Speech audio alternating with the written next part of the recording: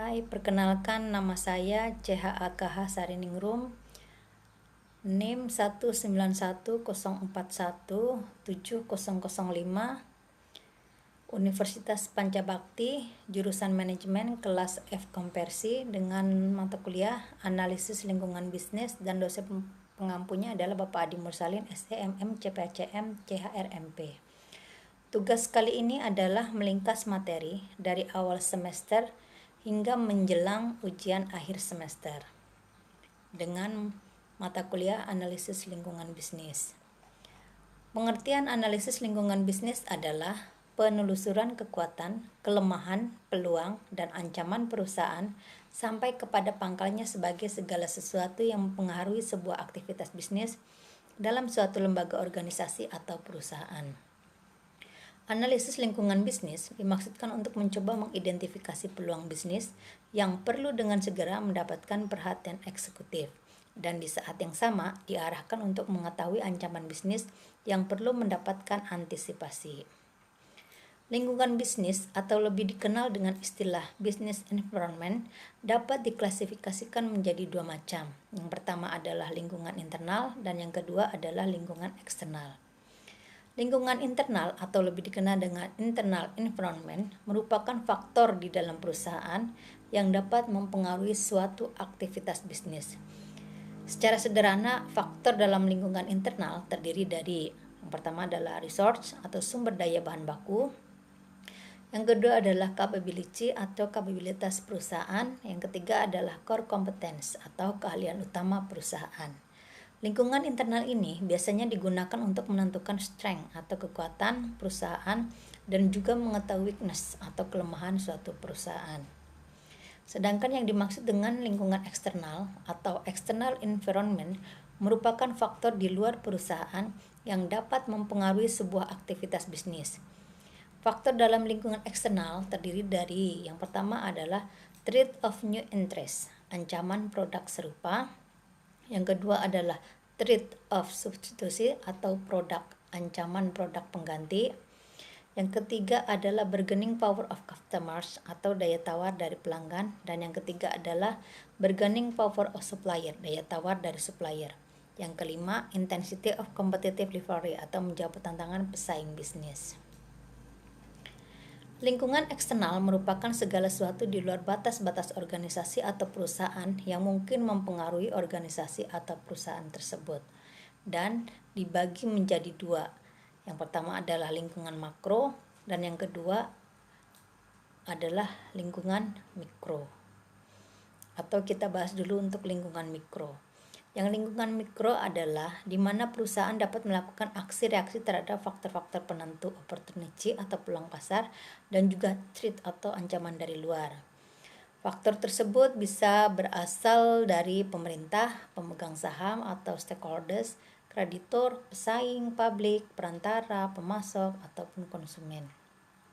Sedangkan lingkungan makro yaitu adalah respon di luar perusahaan yang bisa mempengaruhi seperti lingkungan ekonomi, lingkungan teknologi, lingkungan politik hukum atau pemerintahan, lingkungan social culture, lingkungan global, lingkungan bisnis, teknologi, dan informasi.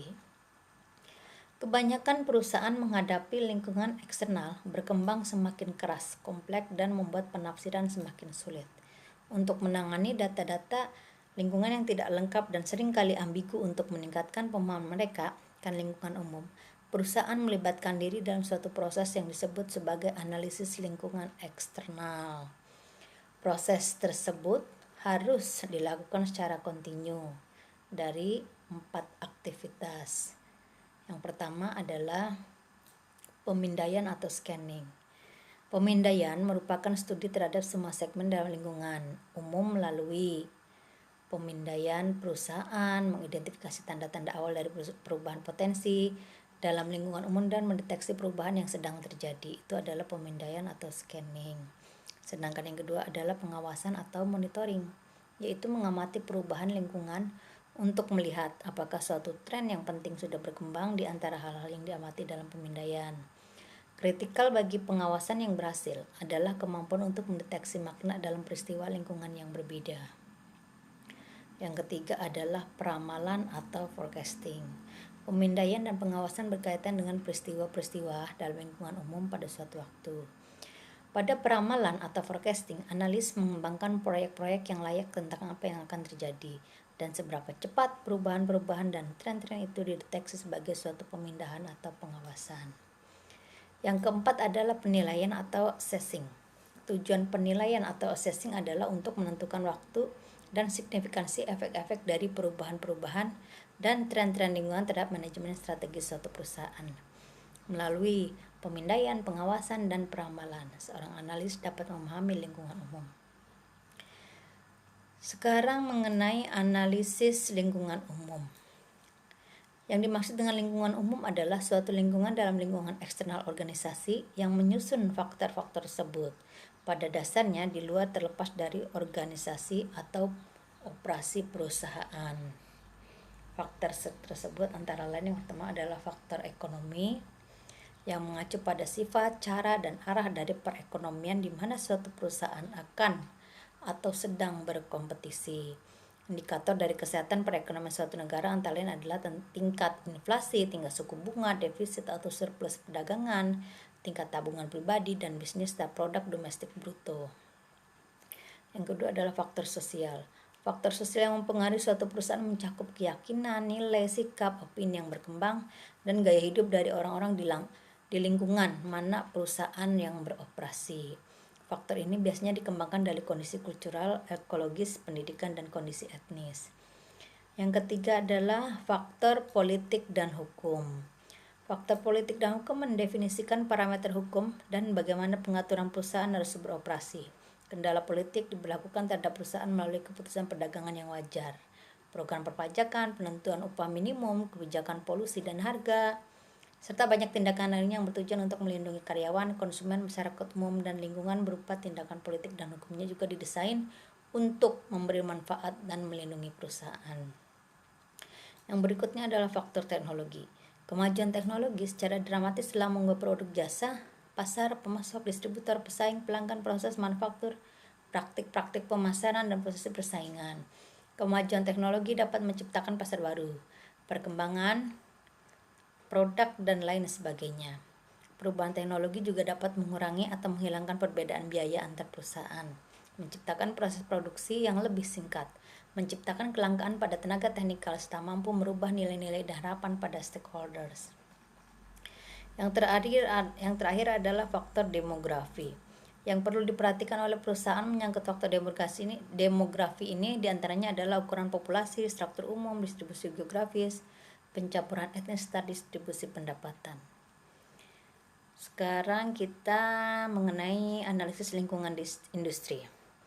Lingkungan industri adalah tingkatan dari lingkungan eksternal organisasi yang menghasilkan komponen secara normal memiliki implikasi yang relatif lebih spesifik dan langsung terhadap operasional perusahaan.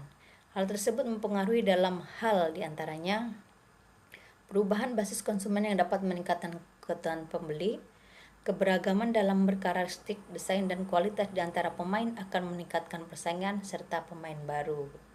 Nah, dari sini kita akan mendapatkan manfaat mempelajari analisis lingkungan.